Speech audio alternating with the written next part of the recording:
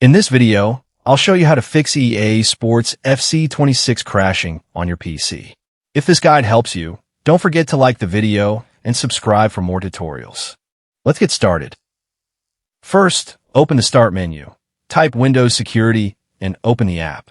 Select Device Security, then click Core Isolation Details. If memory integrity is turned on, switch it off and restart your PC. Once your computer restarts, it's time to clear the EA cache.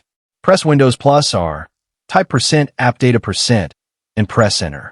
Find the EA folder, right-click it, and delete it. After that, restart your PC once again. Next, open the EA app and go to your library. Find EA Sports FC26, click Manage, and choose Repair. Wait while the EA app verifies your game files and downloads any missing or corrupted files. When the repair process is complete, launch FC26 and check if the crashing issue has been resolved.